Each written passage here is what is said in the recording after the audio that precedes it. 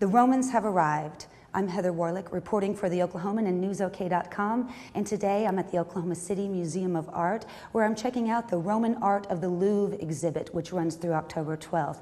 You know, Romans were not all gods and goddesses. Most were everyday average citizens and even slaves, and this exhibit gives us a glimpse into the everyday lives of those people. Let's take a look.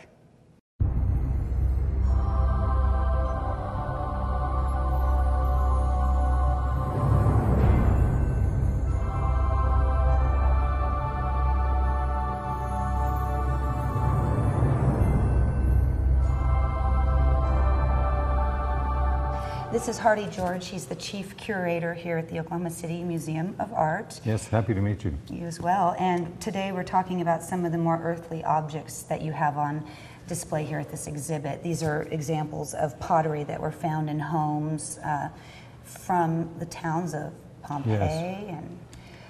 And many of these Roman works, pottery, as you say, everyday objects, were not decorated. I always thought of pottery as something with mythological figures on the side or some figures of warriors, but that was Greek pottery primarily.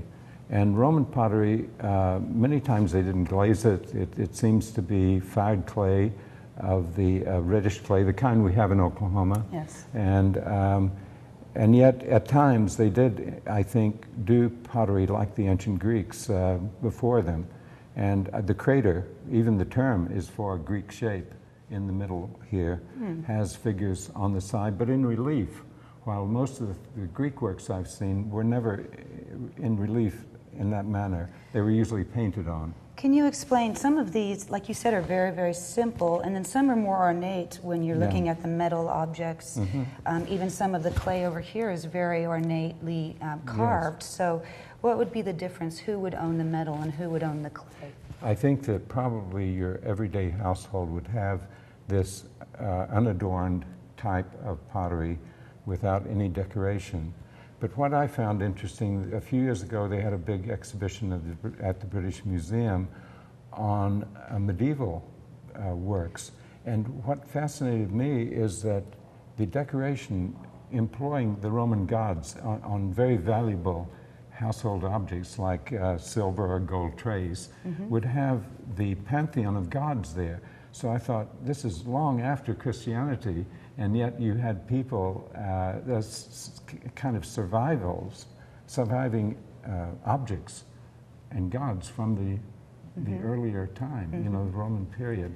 So to say exactly when it stops and Christianity begins is very difficult. Now, the everyday people of the Roman society, did they work regular jobs and, you know, support their families through an income that way?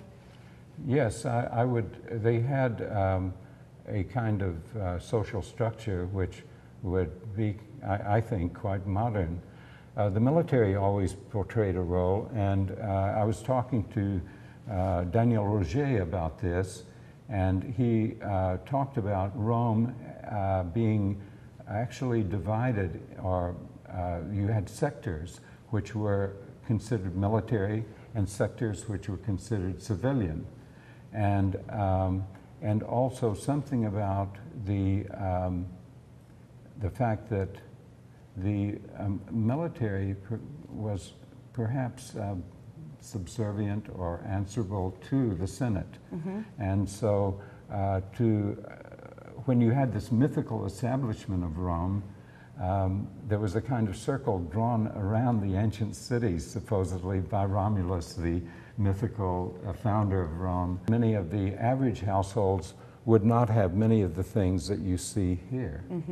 Well, the bronze and the silver were associated with the wealthy. And certainly wall frescoes like the one you see here. Yes. Also the lamp, you see, that beautiful standing lamp. Yes.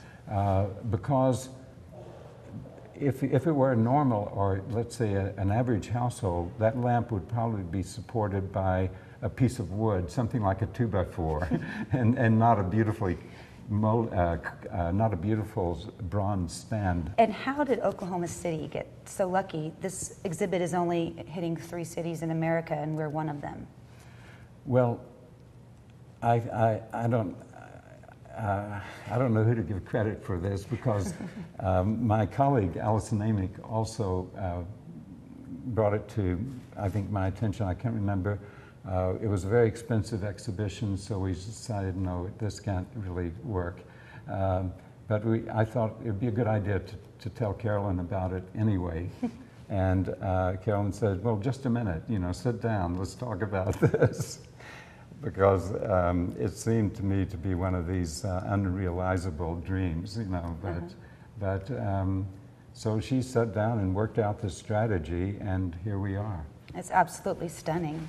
It really is. Well, thank you so much for your time. Well, thank you.